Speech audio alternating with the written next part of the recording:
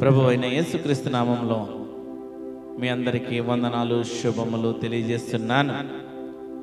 అదేవిధంగా యూట్యూబ్లో చూస్తున్న మా ఆత్మీయ బిడ్డలు, ఆత్మీయ సహోదరులు, మమ్మల్ని ఎంతగానో ప్రేమించే బిడ్డలు, మా పరిచర్య అన్నప్పుడు ప్రార్థన చేస్తున్న ప్రజలు, అనేక మంది స్పాన్సర్ చేస్తున్న ప్రజలు, వారికి వారి కుటుంబాలకి సంఘపక్షముగా వందనాలు శుభములు తెలియజేస్తున్నాను. ఇంకా మిమ్మల్ని మీ కుటుంబములను దేవుడు దీవించునుగాక, ఆశీర్వదించునుగాక. దేవుడు మనకిచ్చిన అత్యధిక ప్రాముఖ్యత ఏంటంటే అనేక మంది యూట్యూబ్లో చూస్తూ ఆదరించబడుతున్నారు, ప్రేమించబడుతున్నారు. దేవుని వాక్యము, దేవుని ఆత్మీయ మాటలు, దేవుని ఆత్మీయ పాటల ద్వారా ఎంతోమంది దేవునిలో బలపడుతూ మాకెన్నో మెసేజ్లు పెడుతూ, ఎన్నో ఫోన్లు చేస్తూ వారు ప్రభునందు ఆనందిస్తున్నారు. అంత మాత్రమే కాదు, అనేక మంది దేవుని బిడ్డలు స్పాన్సర్ చేస్తున్నారు. వారిని బట్టి, వారి కుటుంబాలను బట్టి దేవుడు బహుగా దీవించునుగాక, ఆశీర్వదించునుగాక. మీ విశ్వాసాన్ని బట్టి, మీరు చూపే ప్రేమను బట్టి, మీరిచ్చే కానుకలను బట్టి ప్రభువు మిమ్మల్ని ఎల్లప్పుడూ జ్ఞాపకం చేసుకుంటున్నాడు. ఎందుకంటే మిమ్మల్ని ప్రభువు ప్రేరేపిస్తున్నాడు. తన పరిచర్యలో పాలు భాగస్తులు అవడానికి మిమ్మల్ని ప్రభువు ఎంతగానో ప్రేరేపిస్తున్నాడు. ఇంకనూ మీరు ఆత్మీయంగా ఎదగడానికి, ఇంకనూ దేవునిలో ఆత్మలో పరిపక్వత కలిగి జీవించడానికి ప్రభువు మీకు తోడయ్యుండనుగాక, సహాయము చేయనుగాక. కొద్ది నిమిషాలు మనము బైబిల్ గ్రంథంలో నుండి దేవుని వాక్యాన్ని మనము కొన్ని విషయాలు మనం చూద్దాం. ఈ దినమున ప్రభువు మనకి ఎందుకు సమయం ఇస్తున్నాడు? ప్రభువు కృప మనకి ఇంకా ఎందుకు ఉన్నది? ఇంకా మనము బ్రతికి ఉన్నామంటే అనేక మంది ప్రజలు మరణిస్తూ ఉన్నారు. అనేక మంది ప్రజలు హార్ట్ అటాకులతో, అనేకమైన రోగములతో, అనేకమైన బాధములతో సడన్గా డెత్ అయిపోయే ప్రజలు ఎంతోమందిని మనము చూస్తున్నాము. కానీ ప్రభువు మన పట్ల తన ఉద్దేశాన్ని, ఇంకనూ మనకు తన కృపను ఎందుకు ఇస్తున్నాడంటే, ఇంకా మనం బ్రతికి ఉన్నామంటే, ఈనాటి అంశం ఏంటంటే, ఇంకా మనం బ్రతికి ఉన్నామంటే దేని కొరకు మనం బ్రతికి ఉన్నామో కొన్ని విషయాలు మనము పరిశుద్ధ గ్రంథంలో నుండి, బైబిల్ గ్రంథంలో నుండి మనము జ్ఞాపకం చేసుకుందాము. పేతురు రాసిన రెండవ పత్రిక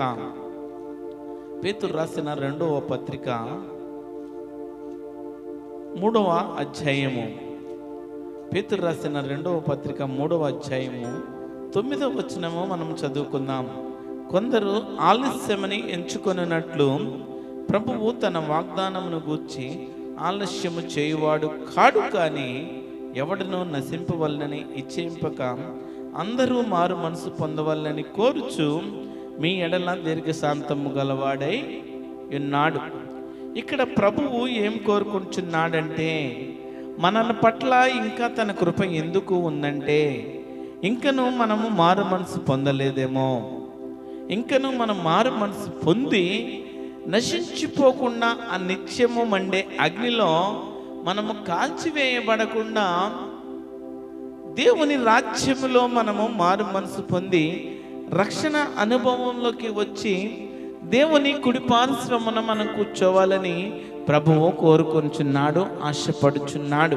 ఇక్కడ 9వ వచనంలో కొందరు ఆలస్యమని ఎంచుకున్నట్లు ప్రభువు తన వాగ్దానము గూర్చి ఆలస్యము చేయువాడు కాడు, కానీ ఎవడునూ నశింపవలని ఇచ్చేయింపక, ఎవరు నశింపపోకూడదు, తన ఆత్మ ఆ మండే అగ్నిగుండంలో పడిపోవద్దు, మారు మనసు పొంది దేవుడు తన స్వహస్తాలతో నరునిగా ఎప్పుడైతే చేశాడో, దేవుడు తన జీవాత్మను ఊది ఈ లోకమును మనకు నరులుగా మనల్ని ఎప్పుడైతే ఈ లోకములో సృష్టించాడో, దేవుని ఆత్మ, దేవుడు ఊదిన ఆ జీవాత్మ మరలా దేవుని యొద్దకు చేరితే దేవుడు సంతోషపడతాడు. నీ ఆత్మ నశించిపోకుండా మారు మనసు కలిగి, మారు మనసు పొంది రక్షణ అనుభవంలోకి వచ్చి ఆ నిత్యము మండే అగ్నిగుండంలో తప్పించబడి దేవుని యొద్ద ఉండాలని దేవుడు ఆశపడుతున్నాడు. ఈ దినమున ఇంకా నీవు రక్షణ పొందక ఉంటే జీవాత్మైన మారు మనసు పొందాలి. మనము మారు మనసు పొంది దేవుని కొరకు, దేవుని ఆజ్ఞలను గైకొనుట కొరకు ప్రభువు మన ప్రణాళికను, మరి ఆయన మన మీద ఉంచిన ప్రణాళికను నెరవేర్చుటకు, ఆయన చిత్తాన్ని నెరవేర్చుటకు మనము బ్రతకాలి. రక్షణ పొందుటకు అవసరమైన మారు మనసు పొందాలి. ఈ దినమున మనము అనేక మందిని, దేవుని బిడ్డలను జ్ఞాపకం చేసుకుంటే, విశ్వాసులను జ్ఞాపకం చేసుకుంటే, మారు మనసు పొంది బాప్తిస్మము తీసుకున్న తర్వాత వారి భక్తి జీవితము దిగజారిపోతుంది, వారి భక్తి జీవితము కృంగిపోతుంది. ఎందుకంటే వారు నిజమైన మారు మనసు పొంది ప్రభువుని ప్రేమిస్తూ ప్రభు మనసు కలిగి వారు లేరు కనుక వారి భక్తి జీవితము దిగజారిపోతుంది. అనేక మంది మనము విశ్వాసులను చూస్తే వారు దేవునిలో ఉండకుండా, దేవునికి నమ్మకముగా ఉండకుండా, దేవునికి సహవాసము చేయకుండా మనుష్యులకు భజన చేసే వ్యక్తులుగా, సేవకులకు భజన చేసే వ్యక్తులుగా, మనుష్యుల పైన ఆధారపడే వ్యక్తులుగా మారిపోతున్నారు. మారు మనసు అనుభవము నీ జీవితంలోకి వచ్చిన తర్వాత, విశ్వాసము పొంది ఆయన యందు నమ్మి బాప్తిసం తీసుకున్న తర్వాత నీ జీవితము మార్పు కలిగి ఏ విధంగా జీవించాలంటే, ఒక గొంగలి పురుగును చూస్తే సీతాకోక చిలుకలాగా మారుతుంది. ఆ గొంగలి పురుగు ఉన్నప్పుడు అసహించుకుంటారు. ఆ గొంగలి పురుగును చూసి చాలామంది అసహించుకుంటారు. సీతాకోక చిలుకను చూసి సంతోషపడతారు, పట్టుకోవాలని, ఫోటోలు దిగాలని ఆశపడతారు. ఎప్పుడైతే నీ జీవితము పాత రోత జీవితము నువ్వులో ఉన్నావో, పాపపు జీవితంలో ఉన్నావో, మలినమైన జీవితంలో నీవు ఉన్నావో, ఎప్పుడైతే నీవు అవి వదిలిపెట్టేసి మారు మనసు పొంది దేవునిలోకి వచ్చిన నీవు, రక్షణ అనుభవంలోకి వచ్చిన నీవు ఏ విధంగా ఉండాలంటే నూతన సృష్టిగా ఉండాలా, నూతన సృష్టిగా ఉండాలా, నూతన జన్మగా ఉండాలా. మన బ్రతుకు దేవుడు చూస్తున్నాడు, మన బ్రతుకుని దేవుడు గమనిస్తున్నాడు. ఈ దినమున ప్రభువు ఎందుకో ఈ మాటల ద్వారా హెచ్చరించాలని ఆశపడుతున్నాడు. నీ బ్రతుకు, నీ జీవితము నామకార్థపు క్రైస్తవ భక్తి జీవితంలో ఉన్నదేమో. నీ బ్రతుకు, నీ జీవితము ఈ లోక ఆచారాల గుండా, ఈ లోక పాపపు గుండా, ఈ లోక ధనాశ గుండా పరిగెత్తుతున్నామేమో. ప్రభు ఏం చెప్తున్నాడంటే, మారు మనసు పొందిన ప్రజలమైన దేవుని బిడ్డలమైన మనము ఇంకా బ్రతికి ఉన్నామంటే దేవుని కృప ఎందుకు దేవుడు ఇంకా మనకి ఇస్తున్నాడంటే, దేవుడు మన జీవితంలో తన ప్రణాళికలు నెరవేర్చాలని ఆశపడుతున్నాడు.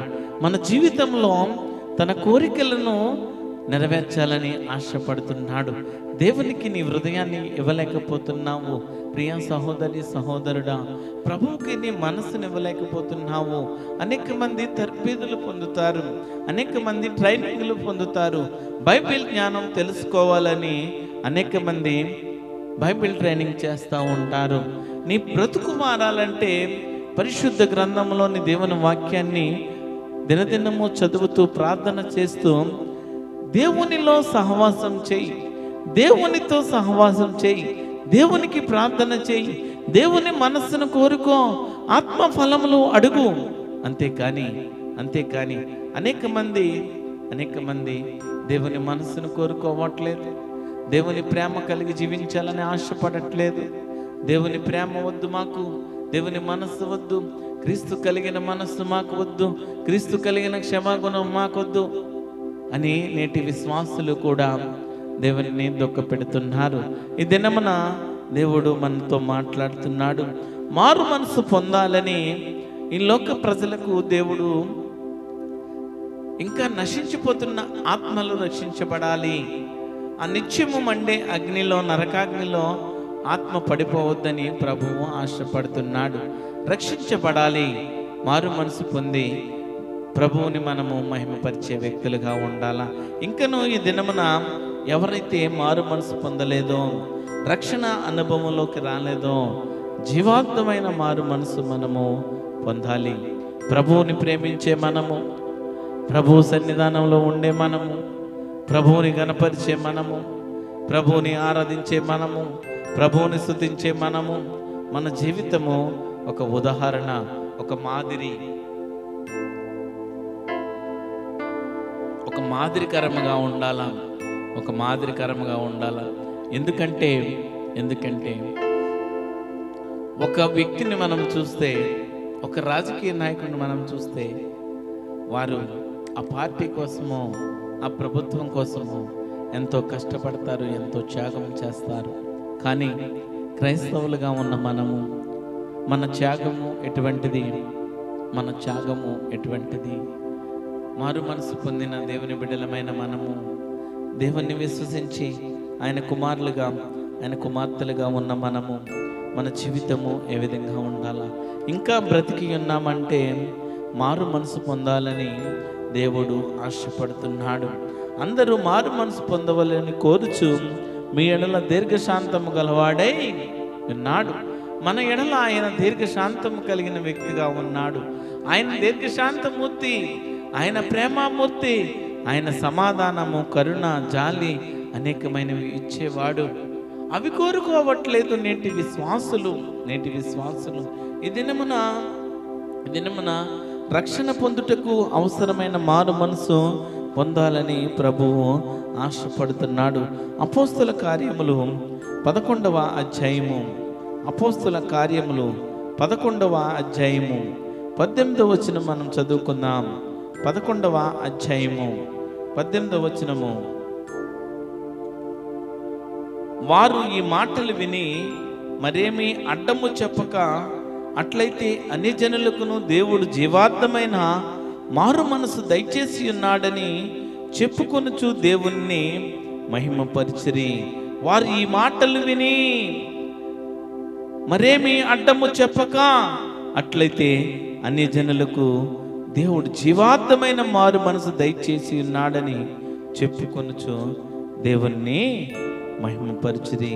ఆయన జీవార్థమైన మారు మనసు ఇచ్చే దేవుడు, దయచేసి ఉన్నాడు మనకు. ఆయన మారు మనసు పొందాలని ప్రభువు ఆశపడుతున్నాడు. అందరూ నశించిపోకుండా నిత్య రాజ్యంలో ఆయన కుడిపార్శ్వమున ఉండాలని ప్రభువు ఆనందిస్తున్నాడు. ఇక్కడ దేవుని వాక్యములో జీవాంతమైన మారు మనసు ఇచ్చేది ఆయనే. అన్ని జనులకు కూడా, లోకంలో ఉన్న ప్రజలకు మారు మనసు ఇచ్చేది, జీవార్థం మారు మనసు ఇచ్చేది ఆయనే. ఆయన తప్ప ఈ రక్షణ ఎవరు ఇవ్వలేరు. ఆయన నుండి తప్ప ఈ పాప విమోచన ఎవరి దగ్గర లేదు.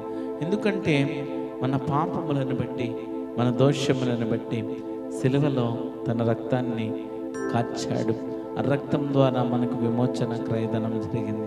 ఆ రక్తం ద్వారా మాత్రమే మనకు మారు మనసు, ఆ రక్తం ద్వారా మాత్రమే మనము రక్షణ అనుభవం.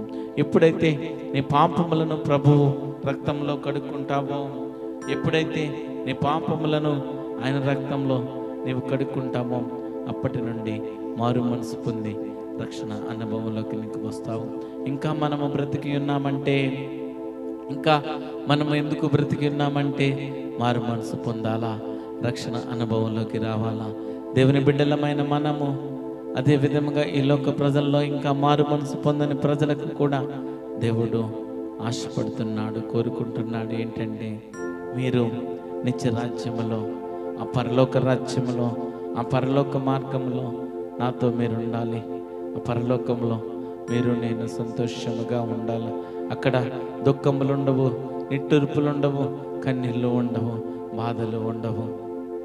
మీరు హృదయపూర్వకంగా మీరు మారు మనసు పొందితే, మార్పు కలిగి జీవిస్తే, దేవునికి మొదటి స్థానం ఇస్తే, దేవునికి ప్రథమ స్థానం ఇస్తే, దేవుడు మిమ్మలను వదిలిపెట్టే దేవుడు కాదు, విడిచిపెట్టే దేవుడు కాదు.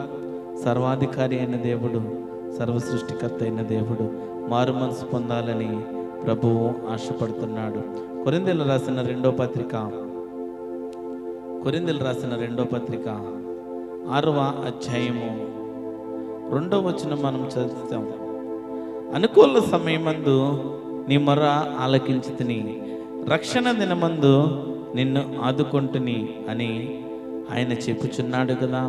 ఇదిగో ఇప్పుడే మిక్కిలి అనుకూలమైన సమయము, ఇదిగో ఇది రక్షణ దినము. మనము అనేకమైనవి కొనడానికి ఇష్టపడతాము, అనేకమైన వాటి కోసము పరిగెడతా ఉంటాము, అనేక రకములుగా సంపాదించాలని ఆశపడతాము. మన కోరికలు, మన సంతోషాలు తీర్చుకోవడానికి ఎన్నో పరుగులు పరిగెత్తే వ్యక్తులుగా మనం ఉంటాము. కానీ ప్రభు ఏం చెప్తున్నాడంటే, ఇదిగో ఇదే రక్షణ దినము, ఇదిగో ఇదే రక్షణ దినము. నీవు మారు మనసు పొందితే, నీవు రక్షణ అనుభవంలోకి వస్తే, దేవుడు నిన్ను ఒక జ్యోతి వలె, ఒక నక్షత్రము వలె దేవుడు నిన్ను నిలబెట్టబోతున్నాడు. దేవుడు నిన్ను ఘనపరచబోతున్నాడు.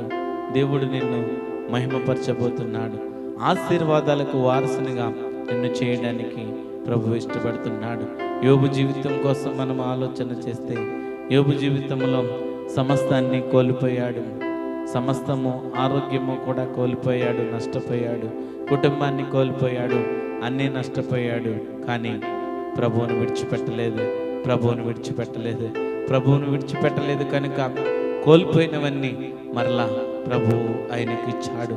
ఈ దినమున మారు మనసు రక్షణ అనుభవంలోకి నీవు వస్తే, రక్షణ అనుభవంలో ఉన్న వ్యక్తులు కూడా ప్రభువుకి ప్రాధాన్యం ఇస్తే, ప్రభువుకి చోటిస్తే, ప్రభువుకి మొదటి స్థానం ఇస్తే, ప్రభువుని అత్యున్నత సింహాసనముపై ఆసీనుడిగా నీవు చూస్తే, సర్వశక్తిమంతుడని, స్తోత్రార్హుడను, ఆరాధనకు యోగ్యుడైన దేవుడను నీవు మహిమపరిస్తే, యోబు జీవితంలో చేసిన అద్భుత కార్యములు నీ జీవితంలో చేయడానికి ప్రభు ఇష్టపడుతున్నాడు.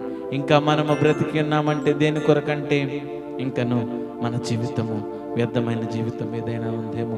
ఇంకా మనము బ్రతికి ఉన్నామంటే దేని కొరకంటే, ప్రభువుని సంతోషపెట్టేవారుగా ఉండాలని. ఇంకా మనము బ్రతికి ఉన్నామంటే దేని కొరకంటే, మారు మనసు పొంది ప్రభువుని సంతోషపెట్టే వ్యక్తులుగా ఉండాలా. ఇదేనా మన ఆత్మలో పరిపక్వత, ఆత్మలో ఉజ్జీవము కలిగి జీవించాలా. విశ్వాసులమైన మనము, దేవుని ప్రజలమైన మనము, దేవుని బిడ్డలమైన మనము ఇంకను ఆత్మలో ఉజ్జీవిత మనం ఉండాలా, ఉజ్జీవము కలిగి జీవించాలా. మన హృదయం ఎల్లప్పుడూ కూడా ఆయన పని నిమిత్తము, ఆయన పరిచర్య నిమిత్తము పరిగెత్తే వ్యక్తులుగా ఉండాలా. ఆయన పని కొరకు మనం ఉంటే, మొదట మీరు నా పని చేయండి, నీ పని నేను చేస్తానంటున్నాడు. ఆయన పని చేసే వ్యక్తులుగా మనం ఎప్పుడైతే ముందుకు కొనసాగుతామో, ఎప్పుడైతే మనము ఆయన పరిచర్యలో ముందుంటామో, ప్రభువు మన పనుల్ని సమస్తము ఆయనే జరిగిస్తాడు. ఇంకా మనం బ్రతికి ఉన్నామంటే దేవుడు మన నుండి ఆశించేది ఏమిటి? ఈ లోకంలో నువ్వు సంపాదించుకున్న డబ్బంతా ఆయన ఇమ్మనట్లేదు.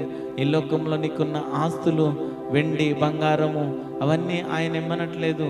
ఆయన ఇమ్మన్నది నీ హృదయంలో ఆయనకు స్థానము. ఆయన ఇమ్మన్నది నీ పాపములు ఆయన రక్తంలో కొడుక్కొని పరిశుద్ధుడిగా, నీతిమంతుడిగా, ప్రభు ఆజ్ఞలను పాటిస్తూ, ప్రభువు సన్నిధిలో ప్రభువుతో సహవాసం చేస్తూ, పరిశుద్ధ గ్రంథాన్ని, దేవుని వాక్యాన్ని చదువుతూ, ప్రార్థన చేసుకుంటూ ప్రభువుని సంతోషపెట్టే వ్యక్తిగా ఉండాలని ప్రభువు ఆశపడుతున్నాడు.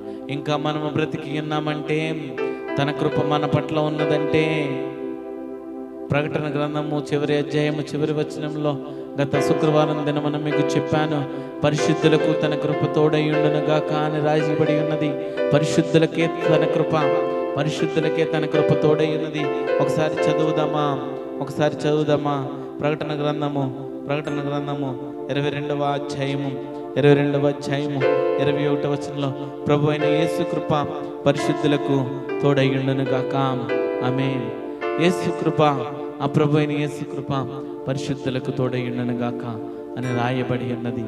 నీవు పరిశుద్ధుడిగా జీవించాలని, పాపములు ఈ లోక ఆశలను వదిలిపెట్టుకుని రక్షణ అనుభవంలోకి వచ్చి మారు మనసు జీవితంలో నీ జీవితం ఉంటూ దేవుని మహిమపరిచే వ్యక్తిగా ఉంటే, పరిశుద్ధుడిగా నీవు జీవిస్తే తన కృప నీకు తోడై ఉంటుంది. పరిశుద్ధులకు తన కృప తోడై ఉండాలని అంటే దేవుడు వాగ్దానం ఇచ్చాడు. పరిశుద్ధులకు తన కృప తోడుగా ఉండునని వాగ్దానం ఇచ్చిన దేవుడు నీకు తోడుగా ఉండాలంటే, తన కృప నీకు తోడుగా ఉండాలంటే, ఇంకా మనము బ్రతికి ఉన్నామంటే, ఆయన కృప మనకిస్తున్నాడంటే ఇంకా నువ్వు దేవునిలో బలపడాలని దేవుడు ఆశపడుతున్నాడు.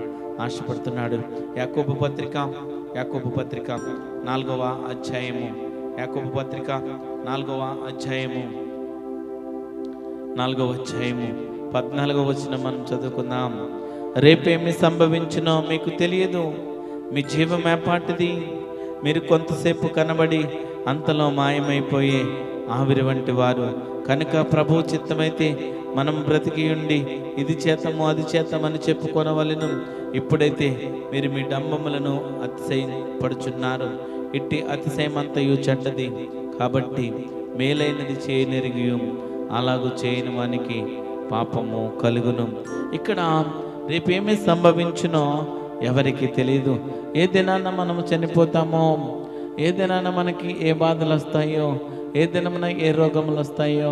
అనేక మంది చనిపోతున్నారు. యవన వయసులో ఉన్న వ్యక్తులు యవన వయసులో ఉంటూ హార్ట్ అటాక్ల ద్వారా, అనేక రోగముల ద్వారా, క్యాన్సర్ ద్వారా, అనేక బాధల ద్వారా చనిపోతున్నారు. రేపేమి సంభవించునో నీకు తెలియదు. మన జీవితము ఏ విధంగా ఉందంటే, ఒక నీటి బుడగ లాంటి జీవితము, గడ్డి పువ్వు లాంటి జీవితము. ఏ దినమున ఆవిరైపోతుందో, ఏ దినమున అవి కరిగిపోతాయో, ఏ దినమున గడ్డి పువ్వు ఎండిపోవునో, నీటి బుడగ పేలిపోవునో, మన జీవితము కూడా ఆ విధంగానే ఉంది.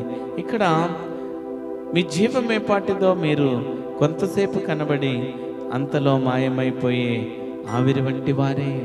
మన జీవితము కొంతసేపు కనబడే వ్యక్తులమే. మన జీవితము ఆవిరైపోతుంది, ఒక దినాన్న ఆవిరైపోతుంది.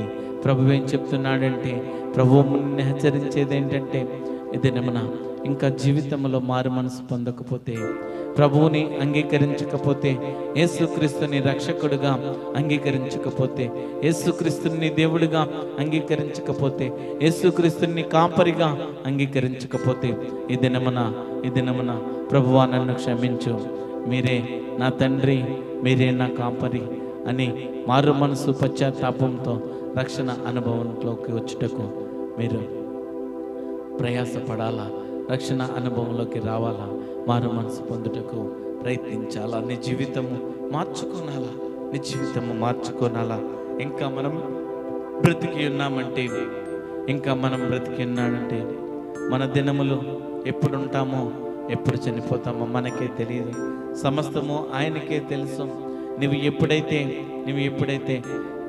నీ ఆత్మ అగ్నిగుండంలోకి వెళ్ళకుండా మారు మనసు పొంది రక్షణ అనుభవంలోకి నీ వస్తావో, రక్షణ అనుభవంలోకి ఆ పాప జీవితాన్ని ఆ యేసుక్రీస్తు రక్తంలో నీవు కడుక్కుంటావో, దేవుడు నీకు నూతన జన్మిస్తాడు. నూతన ప్రక్రియ నీ జీవితంలో ప్రారంభమవుతుంది. రక్షణ పొందిన నీవు రక్షణార్థమైన మారు మనసు, రక్షణ కొనసాగించుటకు అవసరమైన మారు మనసు కలిగి జీవించాలని ప్రభువు ఆశపడుతున్నాడు. ఇంకా మనం బ్రతికి ఉన్నామంటే, దేవుని బిడ్డలమైన మనము, క్రైస్తవ విశ్వాసులమైన మనము, మారు మనసు పొందిన మనము రక్షణ కొనసాగించుటకు ఇంకను అవసరమైన మారు మనసు కలిగి జీవించాలని ప్రభువు ఆశపడుతున్నాడు. కొరింథీయులకు రాసిన రెండవ పత్రిక 7వ అధ్యాయము 7వ అధ్యాయము 9వ వచనము 10వ వచనం మనం చదువుకుందాం. అయితే మనస్సు నిలవలేని ఎడల పెండ్లి చేసుకొనవచ్చును, కామతప్తులగుట కంటే పెండ్లి చేసుకుంటే మేలు. మరియు పెండ్లైన వానికి నేను కాదు, ప్రభువే ఆజ్ఞాపించినదేమనగా భార్య భర్తను ఎడబాయకూడదు. ఇక్కడ దేవుడు ఏం చెప్తున్నాడంటే, ఈ లోకంలో నీవు ఒంటరిగా ఉంటే, ఈ లోకంలో నీవు ఒంటరిగా ఉంటే నీలో పాపము ప్రవేశిస్తుంది. నీవు ఒంటరిగా ఉన్నప్పుడు నీలో కామతత్వపు ఆలోచనలు వస్తాయి. నీవు ఒంటరిగా ఉన్నప్పుడు నీ జీవితంలో పాపపు ఆలోచనలు వస్తాయి. నీవు ఒంటరిగా ఉన్నప్పుడు నీ జీవితంలో చెడ్డ ఆలోచనలు, చెడ్డ తలంపులు వస్తాయి. ఆ విధంగా వచ్చినప్పుడు నీవు పెండ్లి చేసుకునుట మంచిది, నీవు పెండ్లి చేసుకునుట మేలు. మరియు పెండ్లైన వారికి ప్రభువు ఏం చెప్తున్నాడంటే, భార్య భర్తను ఎడబాయకూడదంటున్నాడు. నీ రక్షణను ఇంకా కొనసాగించాలంటే, నీ రక్షణను ఇంకా అభివృద్ధి పరచుకోవాలంటే, నీవు మారు మనసు పొంది రక్షణను ఇంకా బలపరుచుకోవాలంటే, దినదినము దేవుని సన్నిధానంలో దేవుణ్ణి మనము మహిమపరిచే వ్యక్తులుగా ఉండాలా. ఇంకా నువ్వు దేవుణ్ణి ఆరాధించే వ్యక్తులుగా ఉండాలా. ఇంకా నువ్వు దేవుణ్ణి స్తుతించే వ్యక్తులుగా ఉండాలా. ఆయన మాత్రమే రక్షణ ఇచ్చే దేవుడు, ఆయనకు మాత్రమే సాధ్యము. నీ జీవితము కృంగిపోయిన స్థితిలో ఉన్నావా, పడిపోయిన స్థితిలో ఉన్నా, అనేకులు త్రోసివేసిన, అనేకులు విసర్జించిన, ఎంతమంది నిన్ను పక్కకి త్రోసివేసినప్పటికీ కూడా ప్రభు మాత్రమే నిన్ను మరలా పైకి తీసుకొచ్చే దేవుడు. ప్రభు మాత్రమే నిన్ను మరలా పైకి లేపే దేవుడు. నా దేవుడికి మాత్రమే సమస్తము సాధ్యము. అన్నీ ఆయనకు మాత్రమే సాధ్యము. అన్నీ ఆయనకు మాత్రమే సాధ్యం. ప్రకటన గ్రంథము 2వ అధ్యాయము, ప్రకటన గ్రంథము 2వ అధ్యాయము, ప్రకటన గ్రంథము 2వ అధ్యాయము 5వ వచనము, నీవు ఏ స్థితిలో నుండి పడితవో అది జ్ఞాపకం చేసుకుని మారు మనసు పొంది ఆ మొదటి క్రియలను చేయము. అట్లు చేసి నీవు మారు మనసు పొందితేనే సరి, లేని ఎడల నేను నీ యొద్దకు వచ్చి నీ దీపస్తంభమును దాని చోట నుండి తీసివేతును. ఇక్కడ దేవుడు ఏం చెప్తున్నాడంటే, ఎఫెసులో ఉన్న సంఘపు దూతకు ఇలాగ వ్రాస్తున్నాడు. ఏమని వ్రాస్తున్నాడంటే, అయినను మొదట నీకుండిన ప్రేమను నీవు వదిలితివి, నిన్ను నీ మీద తప్పు ఒకటి మోపవలసి ఉన్నది. నీవు ఏ స్థితిలో నుండి పడితేవో అది జ్ఞాపకం చేసుకుని మారు మనసు పొంది ఆ మొదటి క్రియలు చేయము. అనేక మంది దేవుని బిడ్డలు, రక్షణ అనుభవంలోకి వచ్చిన బిడ్డలు విశ్వాసుల జీవితంలో మొదటి ప్రేమను కోల్పోతారు, మొదటి ప్రేమను వదిలిపెట్టేస్తారు. మొదటి వారి భక్తి జీవితము రక్షణ అనుభవంలోకి వచ్చినప్పుడు వారి జీవితం ఏ విధంగా ఉంటుందంటే, ఒక తెల్లని మల్లె పువ్వు వలె, సువర్ణము వలె సువాసన వెదజల్లుతూ వారు దేవునిలో ఆస్వాదిస్తూ, దేవుణ్ణి ప్రేమిస్తూ, ఇతరులకు ఆశీర్వాదకరముగా దేవుని భక్తిని కనపరిచే వ్యక్తులుగా ఉంటారు. రాను రాను క్రమేపీ ఏమైపోతుందంటే, వారి భక్తి జీవితము క్రిందకి పడిపోయే వ్యక్తులుగా మారిపోతారు. ఎందుకంటే మేము మారు మనసు పొందామండి, రక్షణ అనుభవంలోకి వచ్చామండి అని వారిలో గర్వము పెరిగిపోయి, వారిలో అసూయ కలిగిన నేత్రములు పెరిగిపోయి, మనం మారు మనసు పొందేశాం కదా, ఇంక ఏ విధంగా జీవించినా పర్వాలేదు అని ఆలోచన చేసే ప్రజలు, పైకి చెప్పని ప్రజలు, ఆలోచన చేసే ప్రజలు ఎంతోమంది ఉన్నారు. నీవు ఏ స్థితిలో నుండి పడితేవో అది జ్ఞాపకం చేసుకుని మారు మనసు పొంది ఆ మొదటి క్రియలను చేయము. ఆ మొదటి క్రియలు చేస్తే సరే, లేకపోతే నీ యొద్దకు వచ్చి నీ దీపస్తంభమును నీ యొద్ద నుండి తీసివేస్తానంటున్నాడు. మారు మనసు పొందిన మనము, దేవుని బిడ్డలమైన మనము, ప్రియ సంగమా, యూట్యూబ్లో చూస్తున్న మా ఆత్మీయ బిడ్డలారా, దేవుని విల్లలమైన మనము, దేవుని విశ్వాసులమైన మనము ఇంకను దేవుని పైన ప్రేమను పెంపొందించుకొని, ఆయన మనసు, ఆయన క్షమాగుణము, ఆయన ప్రేమ, ఆయన జాలి మన జీవితంలో అన్వయించుకుంటూ, ఆయన ఇచ్చిన ఆత్మఫలములను మనము అనేక మందికి పంచిపెడుతూ, అనేక మందికి ప్రేమను ప్రకటిస్తూ, ఇంకను నశించిపోతున్న ఆత్మలను దేవుని వైపుకి రక్షించాలని ప్రభువు ఆశపడుతున్నాడు. మొట్టమొదటిది ఏంటంటే, ఇంకా బ్రతికి ఉన్నామంటే మొట్టమొదటి అంశం ఏంటంటే మారు మనసు పొందాలని. ఒకటవది మారు మనసు పొందాలని ప్రభువు ఆశపడుతున్నాడు.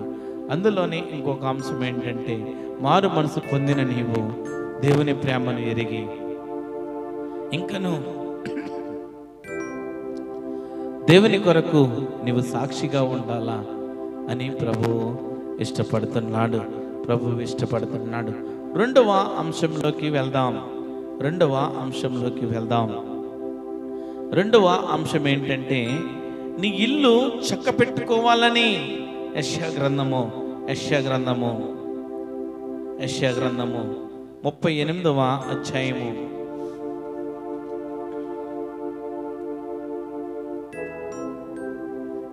32వ అధ్యాయము 38వ అధ్యాయము మొదటి వచనము. ఆ దినముల్లో హిజ్కియాకు మరణకరమైన రోగము కలుగగా ప్రవక్తయు ఆమోజు కుమారుడైన యెషయా అతని యొద్దకు వచ్చి, నీవు మరణమవుచున్నావు, బ్రతుకువు గనుక నీవు నీ ఇల్లు చక్కబెట్టుకోమని యెహోవా సెలవిచ్చుచున్నాడని చెప్పగా, అతడు తన ముఖమును గోడ తట్టు తిప్పుకొని, యెహోవా యథార్థ హృదయుడనై సత్యముతో నీ సన్నిధిని నేనెట్లు నడుచుకుంటునో, నీ దృష్టికి అనుకూలముగా సమస్తమును నేనెట్లు జరిగించుతునో కృపతో జ్ఞాపకం చేసుకొనమని హిజ్కియా కన్నీళ్లు విడిచుచు యెహోవాను ప్రార్థింపగా. ఇక్కడ హిజ్కియాకి ఏం చెప్తున్నాడంటే, హిజ్కియాకి మరణమైన రోగం వచ్చింది. ప్రవక్త ఆమోజు కుమారుడైన యెషయా అతని యొద్దకు వచ్చి, నీవు చనిపోతావు కనుక నీ ఇల్లు చక్క పెట్టుకోమని యెహోవా సెలవిచ్చుచున్నాడని చెప్పాడు. దేహమును ఆత్మను సమస్త కల్మషము నుండి పవిత్రపరచుకుంటూ నీవు సిద్ధపడాలని, అనేకులను సిద్ధపరచాలని ప్రభువు ఆశపడుతున్నాడు. ఇక్కడ నీ ఇల్లు చక్క పెట్టుకో అనే అంశంలో మనం జ్ఞాపకం చేసుకుంటే, నీ ఇల్లు చక్క పెట్టుకో అంటే నీ ఇంటిలో రక్షణ, మారు మనసు అనుభవం లేని వ్యక్తులు, ఇంకను దేవుని గురించి తెలుసుకునే వ్యక్తులు మొట్టమొదట నీ కుటుంబంలో రక్షణ అనుభవంలో లేని వ్యక్తుల కోసము విజ్ఞాపన చేసి వారు మారు మనసు కోసము ప్రార్థన చేయాలా. వారు ప్రభువుని అంగీకరించుట కొరకు ప్రార్థన చేయాలా. ఆ విధముగా చేసినప్పుడు నీ కుటుంబము నిత్య నరకంలోకి పోకుండా, ఆ మండే అగ్నిగుండంలోకి పోకుండా ప్రభువుని ప్రేమించే వ్యక్తులుగా ఉంటారు. ప్రభువుతో సహవాసం చేస్తూ ఆయన సన్నిధానంలో, ఆ పరలోక రాజ్యంలో ఆయనతో మనము ఉంటాము.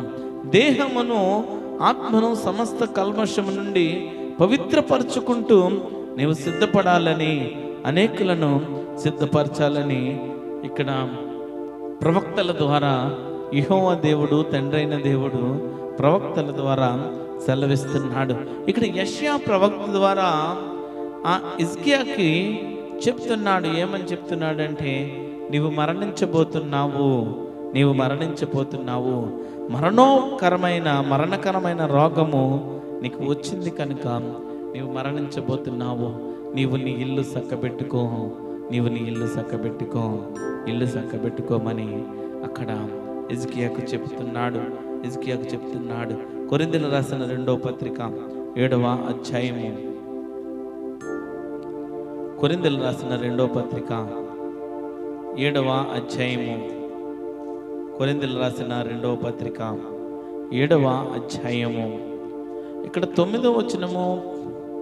కొరింథీయులకు రాసిన 2వ పత్రిక 7వ అధ్యాయము 1వ వచనంలో మనం చూస్తే, ప్రియులారా, మనకు ఈ వాగ్దానములు ఉన్నవి గనుక దేవుని భయముతో పరిశుద్ధతను సంపూర్తి చేసుకొనుచు శరీరమునకును ఆత్మనకు కలిగిన సమస్త కల్మషము నుండి మనలను పవిత్రులుగా చేసుకుందాము.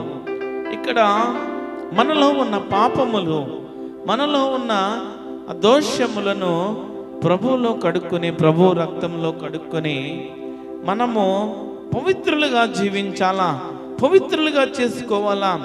మన శరీరము ద్వారా అనేకమైన పాపములు చేసి ఉన్నాము. మన శరీరాన్ని బట్టి మన కోరికలను నెరవేర్చుకున్నాము.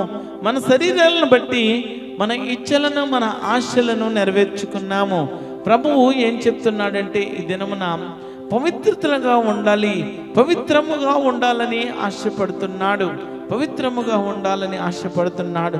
పరిశుద్ధులుగా జీవించాలి. నీ కుటుంబం అంతా రక్షణ అనుభవంలోకి వచ్చి ప్రభువుని మహిమపరిచే కుటుంబంలో నీవు ఉండాలని ప్రభువు ఆశ పెడుతున్నాడు. రెండవ అంశంలోని నీ ఇల్లు చక్కబెట్టుకోవాలా. నీ ఇల్లు చక్కబెట్టుకుని అనేకులను సిద్ధపరచాలా, నీవు సిద్ధపడాలా. అనేక మందికి రక్షణ అనుభవంలోకి నడిపించడానికి, రక్షణ సువార్త మాటలు చెప్పి మారు మనసు జీవితంలోకి రావడానికి, వారి జీవితము అనేక మందికి మేలుకరముగా ఉండడానికి, వారు ఇంకను ఆ నరకాగ్నిలో పడిపోకుండా వారి ద్వారా అనేక మంది మేలులు పొందుకోవాలా. నీ కుటుంబము సిద్ధపరచబడాలా. నీ కుటుంబంతో పాటు నీ ఆత్మీయులు, నీ బంధువులు, నీకు అనేక మంది నీ స్నేహితులు, వారందరినీ సిద్ధపరచాలా. దేనిలో సిద్ధపరచాలా? ఇక్కడ హిజ్కియాకి మరణకరమైన రోగం వచ్చింది, చనిపోతాడని ప్రభు యెషయా ద్వారా చెప్పాడు. ఇక్కడ మనం ఇంకా ఎందుకు బ్రతికి ఉన్నామంటే, మన జీవితంలో దేవుని కృప ఇంకా ఎందుకు ఇస్తున్నాడంటే, మనం ఇంకా ఎందుకు బ్రతికి ఉన్నామంటే, ప్రభువుని రక్షకుడిగా అంగీకరించాలా, ఆయన్ని మనం స్తుతించాలా, ఆయన్ని మహిమపరచాలా, ఆయన్ని ఆరాధించాలా. అనేక మంది ఈ లోకంలో, ఈ ప్రపంచంలో కోటాను కోట్ల మంది దేవుణ్ణి ఆరాధించే వ్యక్తులు ఉన్నారు. అనేక దేశాలలో ప్రపంచ దేశాల నలుమూలలా ఆయన్ని మహిమపరిచే బిడ్డలు ఎంతో మంది ఉన్నారు. ఆ గుంపులో నీవు ఉండాలా. అంతేకాని అసూయ, స్వార్థము, కుట్రలు ఇవి కాదు క్రైస్తవుడికి ఉండవలసినవి. ఇవి కాదు క్రైస్తవుని జీవితము. మారు మనసు పొందిన మనము, దేవుని బిడ్డలమైన మనము, మన జీవితంలో ఏముండాలంటే, మన జీవితంలో ఉండవలసినవి ఉండాలి. ఆత్మఫలములు నీ జీవితంలో ఉండాలా. ఆత్మఫలములు ఎప్పుడైతే నీ జీవితంలో ఉంటాయో దేవునికి సాక్షిగా బ్రతుకుతావు. నీ జీవితంలో దేవుని ఆత్మఫలములు నువ్వు ఎప్పుడైతే పొందుకుంటావో ప్రభువుకి నువ్వు సాక్షిగా ఉంటావు. ప్రభు ప్రేమను ప్రకటించే వ్యక్తివు, ప్రభు ప్రియకుమారునిగా నీవు ఉంటావు. ప్రభువు పరీక్షలో నీవు విజయము సాధించే వ్యక్తిగా నీవు ఉంటావు. ప్రభువు నిన్ను ఇంకనూ అనేక మందికి దీవెనకరముగా, ఆశీర్వాదకరముగా ప్రభువు నిన్ను ఇంకనూ మేలులతో తృప్తిపరిచే దేవుడు. ఏప్రిల్ రాసిన పత్రిక 3వ అధ్యాయము 15వ వచనం మనం చదువుకుందాం. మీ హృదయములను కఠినపరచుకొనకూడని ఆయన చెప్పిన గనుక పాపము వలన కలుగు భ్రమ చేత మీలో ఎవడను కఠినపరచుకుంటున్నట్లు నేడు అనబడు సమయం ఉండగానే ప్రతిదినము ఒకరినొకడు బుద్ధి చెప్పుకొనుడి. యాలయనగా మొదటి నుండి మనకున్న దృఢ విశ్వాసము అంత మట్టుకు గట్టిగా చేపట్టిన ఎడలనే క్రీస్తులో పాలివారమై ఉందుము. ఇక్కడ మన హృదయములు కఠినపరచకూడదని ఆయన చెప్తున్నాడు. కఠినపరచుకోకూడదు మన హృదయములు. పాపమునకు అవకాశం ఇవ్వద్దు. పాపమునకు కలుగు భ్రమ చేత మీలో ఎవడను కఠినపరచుకున్నట్లు నేను అనబడు సమయం ఉండగానే ఒకరినొకడు బుద్ధి చెప్పుకొనుచు దేవుల్లో క్రీస్తులో పాలివారమై మనం ఉండాలా. హృదయాలు కఠినపరుచుకుంటున్నారు, మనసులో స్వార్థము పెట్టుకుంటున్నారు, మనసులో అసూయ పెట్టుకుంటున్నారు. దేవుని బిడ్డలు, క్రైస్తవుల బిడ్డలు సహోదరులు ప్రేమించలేకపోతున్నారు. నీ తోటి సహోదరుని ప్రేమించలేకపోతున్నారు. నీ తోటి సహోదరుడితో ఆత్మీయంగా మాట్లాడలేకపోతున్నారు. నీ ఇరుగు పొరుగు సంఘాలను ప్రేమించలేకపోతున్నారు. నీ ఇరుగు పొరుగు కుటుంబాలను ఆదరించలేకపోతున్నారు. ఎన్నో దినములు పరిచయములు ఉన్నప్పటికీ అనేక మంది ప్రేమించలేని వ్యక్తులుగా ఉన్నారు. ఎందుకంటే వారి హృదయాలు కఠినపరుచుకున్నారు. ఎందుకంటే వారి మనసులు ఎప్పుడు కఠినపరుచుకుని దేవుని ప్రేమను చూపించలేకపోతున్నారు. దేవుని మనసును వారు కనబరచలేకపోతున్నారు. హృదయాలు కఠినపరుచుకోవద్దు. నీ తోటి సంఘములను ప్రేమించాలి, నీ తోటి సహోదరులను ప్రేమించాలి, నీ తోటి విశ్వాసులను ప్రేమించాలి, నీ ఇరుగు పొరుగు సంఘాలను ఆదరించాలి, ప్రేమించాలి, వారితో సహవాసం చేయాలి. కానీ దిగజారిపోతున్నారు. క్రైస్తవ భక్తి జీవితము దిగజారిపోతుంది. పతన వ్యవస్థలోకి వెళ్ళిపోతున్నారు, పతనమైపోతున్నారు. వారి జీవితంలో ఏది లేదంటే ఆత్మఫలములు వారి జీవితంలో లేదు. వారి జీవితంలో ఏం కోల్పోయారంటే దేవుని మనసు కోల్పోయారు. వారి జీవితంలో ఏం కోల్పోయారంటే దేవుని ప్రేమను కోల్పోయారు. ఇంకా మనం ఎందుకు బ్రతికి ఉన్నామంటే ఇవన్నీ మన జీవితంలోకి పొందుకోవాలా, ఇవన్నీ మన జీవితంలో ఉండాలా. మనతో పాటు మన కుటుంబాలు, మన ఇరుగు పొరుగు వారు, మన రక్త సంబంధులు అనేక మంది రక్షించబడాలని ప్రభువు ఆశపడుతున్నాడు. ఇంకా మనం దేనికోసం బ్రతికి ఉన్నామంటే లోకములో వెలుగుగా ఉండాలని. లోకము కొరకు నిన్ను వెలుగుగా ఉంచితే, లోకములో నిన్ను వెలుగుగా నడిపిస్తే, లోకమునకు వెలుగమ్మని నిన్ను దేవుడు జ్యోతి వలె ఉంచితే నీవు ఆ వెలుగుని ప్రజలకు ఇవ్వలేకపోతున్నావు. వెలుగులోనికి ప్రజలు నడిపించలేకపోతున్నావు. ప్రియా సహోదరి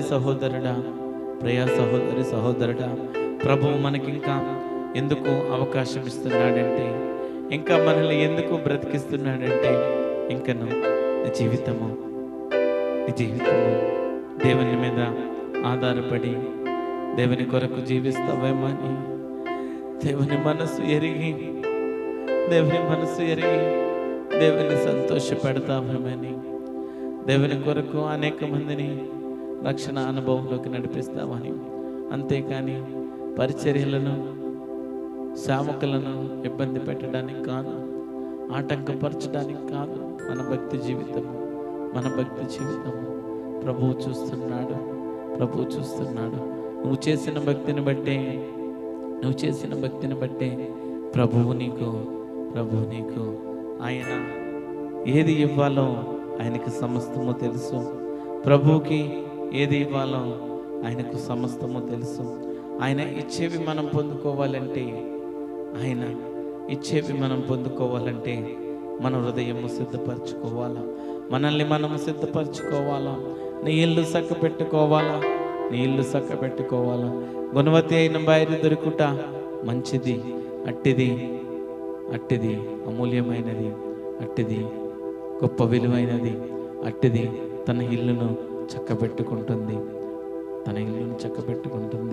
ఈ దినమన ప్రభువు మిమ్మల్ని హెచ్చరిస్తున్నాడు. నీ కుటుంబాన్ని, నీ ఇల్లును రక్షణ అనుభవంలోకి నడిపించాలా. ఈ దినమన నీ కుటుంబాన్ని, నీ తోటి పొరుగు వారిని, అనేక మందిని రక్షణ అనుభవంలోకి నీవు ప్రవేశింపచేయాలా. పేతురు రాసిన మొదటి పత్రిక 4వ అధ్యాయం 2వ వచనంలో, క్రీస్తు శరీరమందు శ్రమపడిను కనుక మీరును అట్టి మనసును ఆయుధముగా ధరించుకొనుడి. శరీర విషయంలో శ్రమపడిన వాడు శరీరమందు జీవించి మిగిలిన కాలము ఇక మీదట మనుష్యజాలను అనుసరించి నడుచుకొనక దేవునికి ఇష్టానుసారముగానే నడుచుకున్నట్లు పాపముతో జోలియకనేమీ లేక ఉండెను. ఇక్కడ క్రీస్తు మన కోసము శ్రమ పొందాడు. ఆయన శరీరమందు శ్రమ పడిన గనుక మీరును అట్టి మనసును ఆయుధముగా ధరించుకోమంటున్నాడు. అట్టి మనసును మనం ధరించుకోమంటున్నాడు. శరీర విషయంలో శ్రమ పడిన వాడు శరీరమందు జీవించు మిగిలిన కాలము ఇక మీదట మనుష్యాశలను అనుసరించి నడుచుకొనడు.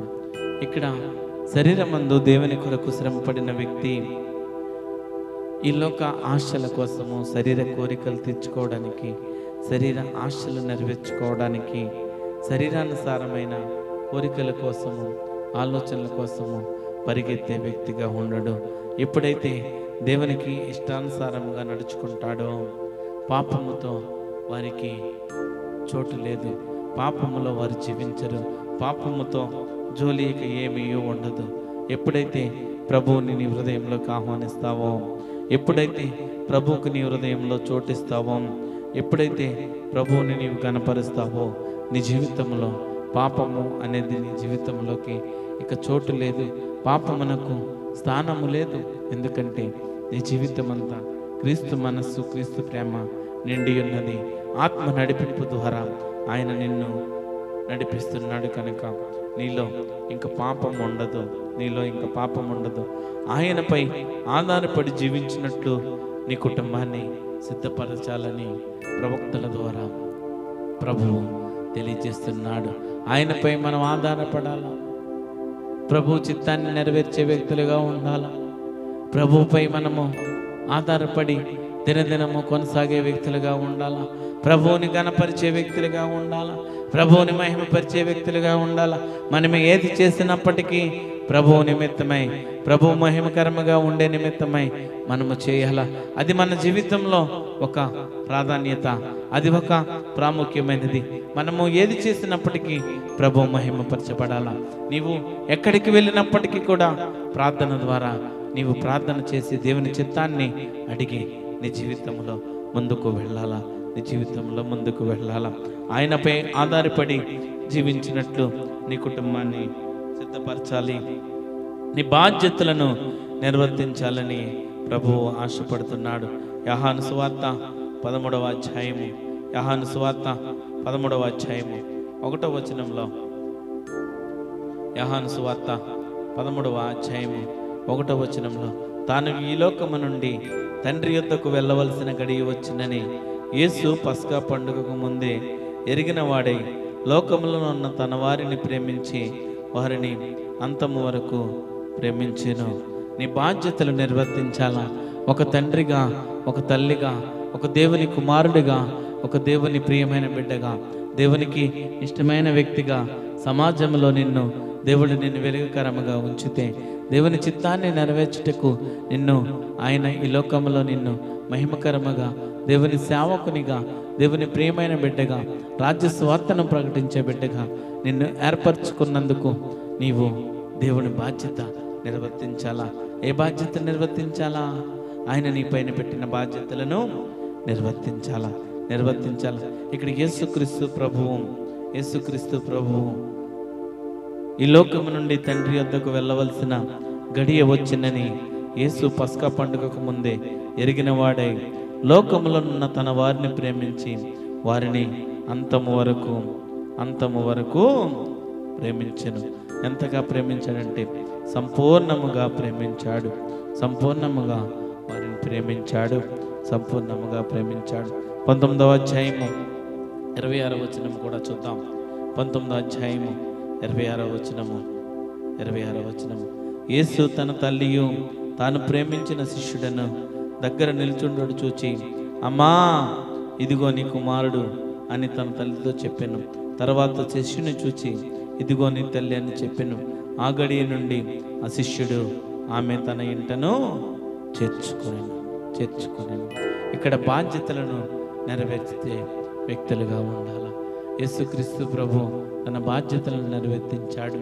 యేసుక్రీస్తు ప్రభు తన బాధ్యతలను నెరవేర్తించాడు. మనము దేవుడు మనకు అప్పగించిన బాధ్యతలను నెరవేర్చే వ్యక్తులుగా ఉండాలి. దేవుడు మన పైన పెట్టిన ప్రణాళికలను, ఆయన ఆశలను మనము నెరవేర్చే వ్యక్తులుగా మనం ఉండాలి. మూడవ అంశంలోకి వెళ్దాం. లూకాసు వార్త 13వ అధ్యాయము లూకాసు వార్త 13వ అధ్యాయము 6వ అధ్యాయం నుండి 12వ వచనం వరకు మనం చదువుకుంటే ఇక్కడ ఒక ఉపమానము మనకు కనిపిస్తుంది. మరియు ఆయన వారితో ఈ ఉపమానము చెప్పెను. ఒక మనుష్యుని ద్రాక్ష తోటలో అంజూరపు చెట్టు ఒకటి నాటబడి ఉండెను. అతడు దాని పండ్లను వచ్చినప్పుడు ఏమీ దొరకలేదు కనుక అతడు, ఇదిగో 3 ఏండ్ల నుండి ఈ అంజూరపు చెట్టున పండ్లు వెదకవచ్చుచున్నాను, కానీ ఏమీ దొరకలేదు. దీన్ని నరికివేయము, దీని వలన ఈ భూమి ఎలా వ్యర్థమైపోవాలని ద్రాక్ష తోట మాలితో చెప్పాను. ఇక్కడ దేవుడు ఏం చెప్తున్నాడంటే, ఈ ఉపమానం ఏంటంటే, ఒక అంజూరపు ద్రాక్ష తోటలో అక్కడ ఫలములు ఏమీ లేవు, అక్కడ పండ్లు ఏమీ లేవు. అనేక సంవత్సరములు అక్కడ 3 ఏండ్ల నుండి మరి ఫలములు రాకపోతే ఏం చెప్తున్నాడంటే, ఆ తోట యజమాని తోటమాలితో ఏం చెప్తున్నాడంటే, ఈ చెట్లను తీసివేయి, ఈ చెట్లను పెరిగివేయమని తోట యజమాని మాలితో చెబుతున్నాడు. దాని ఉద్దేశం ఏమిటంటే, ఆ చెట్లు కాపునివ్వట్లేదు, ఆ చెట్లు ఫలమునివ్వట్లేదు, ఆ ద్రాక్ష తోట అంజూరపు చెట్లు మనకు ఫలములు ఇవ్వట్లేదు. మనం ఎన్నో ఖర్చు పెట్టి ఎంతో ప్రయాసతో మనము దీనికి అన్నీ చేస్తుంటే ఇది ఫలం ఇవ్వట్లేదని అవి నరికి వేసేయండి, పెరికి వేసేయండి, తీసివేయండి అని ప్రభువు ఉపమాన రీతిలో చెబుతున్నాడు. ఈ అంశాన్ని మన జీవితంలోకి అన్వయించుకోవాలా. ఏమని అన్వయించుకోవాలా? ప్రభు పనిలో, ప్రభు పరిచర్యలో, ప్రభువుకి నమ్మకముగా ప్రభువులో మనం ఫలింపకపోతే మనల్ని కూడా పెరికి వేయమంటున్నాడు, తీసివేయమంటున్నాడు.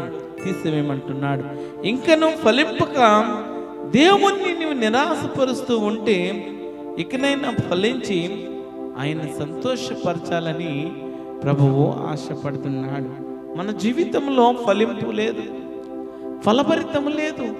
మనము చెప్పుకోవడానికి మాత్రమే నా క్రైస్తవ భక్తి జీవితము, నా క్రైస్తవ జీవితము 20 సంవత్సరాల ఎక్స్పీరియన్స్ అండి, 30 సంవత్సరాలు అయిందండి నేను బాప్తిసం తీసుకుని, 35 సంవత్సరాలు అయిందండి, 25 సంవత్సరాలు అయిందండి, సిల్వర్ జూబ్లీ అయిందండి, గోల్డెన్ జూబ్లీ అయిందండి అని చెప్పుకోవడానికి.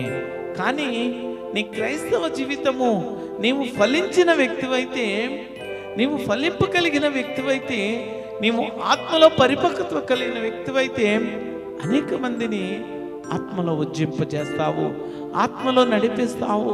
ఇంకను అనేక మంది జీవితంలో ఉజ్జీవం కలిగజేస్తావు. ఆత్మను ఆర్పే స్థితి నీ జీవితంలో ఉండదు, ఆత్మలను నాశనం చేసే స్థితిలో నీ ఉండవు. నీ సీనియారిటీ దేనికి పనికిరాదు. క్రైస్తవ్యంలో 30 సంవత్సరాలు, 40 సంవత్సరాలు, 20 సంవత్సరాలు అని చెప్పుకునే సీనియారిటీ దేనికి పనికిరాదు. నీ భక్తి జీవితము ఫలింపగలిగిన జీవితం ఉండాలా, నీ భక్తి జీవితము అభివృద్ధి కలిగిన జీవితం ఉండాలా, నీ భక్తి జీవితము అనేక మాదిరికరముగా ఉండాలా, అనేక మందికి దీవెనకరముగా ఉండాలా, అనేక మందికి సాక్షిగా ఉండాలా. ఈ దినము నా ప్రభు ఏం ఆశపడుతున్నాడంటే, ప్రభు ఏం కోరుకుంటున్నాడంటే, ఇంకా నువ్వు ఫలింపక నీవు దేవునిని నిరాశపరుస్తూ ఉంటే ఇకనైనా ఫలించి ఆయన్ని సంతోషపరచాలని, ఆయన్ని మహిమపరచాలని, ఆయనకు మహిమకరముగా జీవించాలని ఆయన ఆశపడుతున్నాడు, ఆయన కోరుకుంటున్నాడు. Thank you wonderful Holy Spirit. Thank you Jesus, thank you Jesus. Yes Lord, yes Lord, yes Lord, yes Lord. Thank you Jesus, thank you Jesus, thank you Jesus.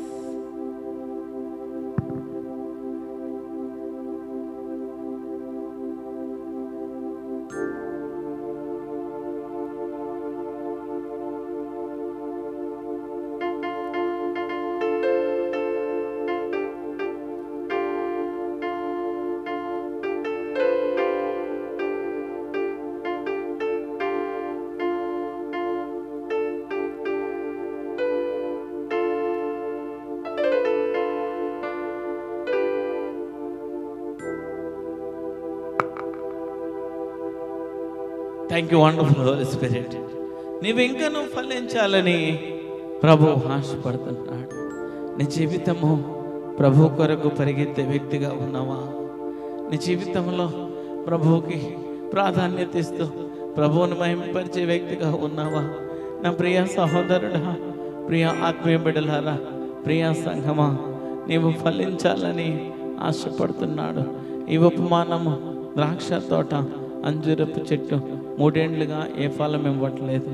ఇవ్వకపోతే ఆ యజమాని తోటమాలితో తీసివేయమంటున్నాడు.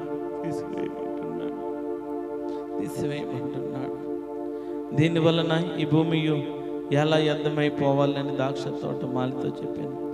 అతడు అయితే, అయ్యా, నేను దాని చుట్టూ త్రవ్వి 20 వేయమంటకు ఈ సంవత్సరం కూడా ఉండనేమో, అది ఫలించినా సరే, లేని ఎడల నరికి వేయమని అతనితో చెప్పారు. ఇంకా నువ్వు బ్రతికి ఉన్నావంటే, నీ జీవితంలో ఫలింపు లేదంటే నువ్వు ఫలిస్తావని ప్రభు ఆశపడుతున్నాడు. ఇంకా నీవు ఆత్మీయ పరిపక్వతలోకి రాకపోతే, ఇంకా నీ జీవితంలో అసూయ, స్వార్థము, కుట్రలు, కుతంత్రాలు, ఇతరులను క్రిటిసైజ్ చేసే వ్యక్తులుగా, ఇతరులను నేరారోపణ చేసే వ్యక్తులుగా, ఇతరులను నిందల గుండా, సమస్యల గుండా, ఇతరులను బాధలు పెట్టే వ్యక్తులుగా నీవున్నావేమో. Thank you Jesus, thank you Jesus, hallelujah. ఇంకను దేవునిలో మనం ఫలించాలని, దేవుని కొరకు మనము జీవించాలని, దేవునిలో మనము ఫలాభివృద్ధి పొందాలని ప్రభువు మనల్ని ఇంకను బ్రతికి ఉంచాడు. అదేవిధంగా కొరింథీయులకు రాసిన 2వ పత్రిక 5వ అధ్యాయము, కొరింథీయులకు రాసిన 2వ పత్రిక 5వ అధ్యాయము 15వ వచనంలో మనం జ్ఞాపకం చేసుకుంటే, కొరింథీయులకు రాసిన 2వ పత్రిక 5వ అధ్యాయము 15వ వచనంలో, కొరింథీయులకు రాసిన 2వ పత్రిక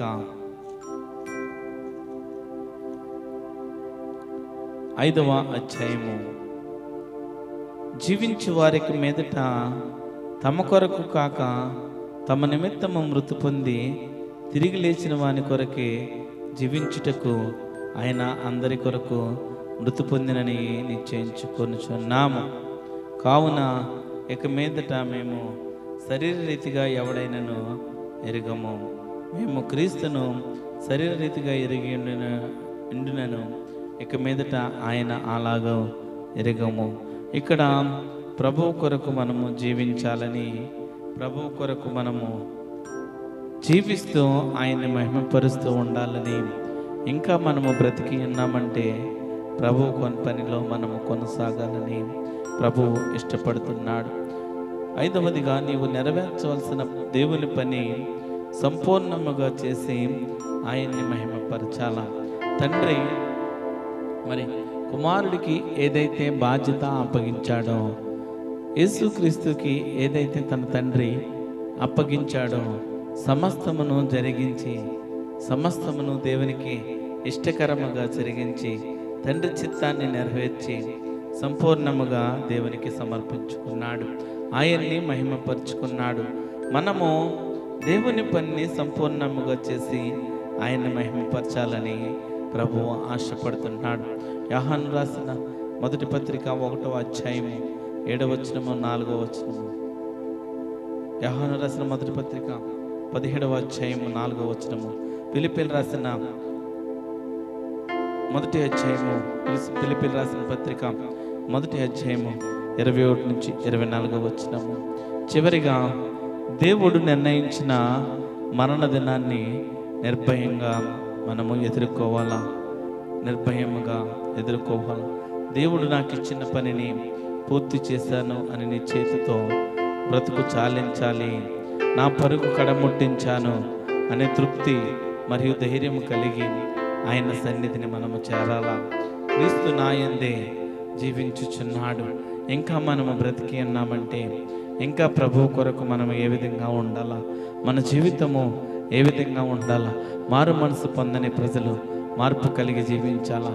తన ఆత్మ నశించిపోకుండా, ఆ మండే అగ్నిలో కాల్చివేయబడకుండా దేవునికి ఇష్టముగా, దేవునికి రక్షణ అనుభవంలోకి, మారు మనసు అనుభవంలోకి రావాలా. మారు మనసు పొందిన దేవుని బిడ్డలు ఇంకను ఫలింపు జీవించాలా. ఫలింపు కలిగి దేవుని చిత్తాన్ని నెరవేర్చే వ్యక్తులుగా ఉండాలా. దేవునికి మహిమకరముగా, ఆరాధనకు యోగ్యుడిగా ఉన్న దేవుడుకు ఇంకను స్తుతిస్తూ ఆయనకు కృతజ్ఞతాస్తుతులు చెల్లించే వ్యక్తులుగా మనం ఉండాలా. దేవుడు ఈ కొద్ది వాక్యము దీవించునుగాక. ఆమేన్, ఆమేన్. కృప కలిగిన దేవా, జీవము గల తండ్రి, నీ బంగారు పాదాలకు వెళ్ళని వందనాలు, స్తోత్రాలు తండ్రి. కొద్ది నిమిషాలు నీ వాక్యాన్ని ధ్యానించాం తండ్రి. ఇంకా మేము బ్రతికి ఉన్నామంటే మారు మనసు లేని ప్రజలు మార్పు కలిగి జీవించాలా. విశ్వాసులుగా, దేవుని బిడ్డలుగా జీవిస్తున్న ప్రజలు ఇంకను ఆత్మీయ పరిపక్వతలోకి రావాలా, ఉజ్జీవతలోకి రావాలా, ఫలింపు కలిగి జీవించాలా. అనేక మందికి దీవెనకరముగా, ఆశీర్వాదకరముగా ఉన్నట్లు మీరే కృప చూపించండి, సహాయం చేయండి. మా జీవితాన్ని కట్టుకున్నటకు, మా ఇల్లు పెట్టుకున్నటకు మీరే కృప చూపించండి. ఆత్మీయులను, అనేక మందిని దేవుని వైపు నడిపించాలా. ఇంకను మారు మనసు పొందిన ప్రజలు రక్షణ అనుభవాలకు నడిపించాలా. దేవా, మీరే కృప చూపించండి, సహాయం చేయండి. దేవా, ఇంకను బలపరచండి. వాక్యం ద్వారా అనేక మందికి హృదయాలు కదిలించబడాలా, అనేక మంది దీవించబడాలా, ఆశీర్వదించబడాలా. మీరే కృప చూపించమని, సహాయం చేయమని నజరేయుడైన యేసుక్రీస్తు నామములో ప్రార్థన అడిగి వేడుకొంచున్నాం తండ్రి. ఆమేన్, ఆమేన్.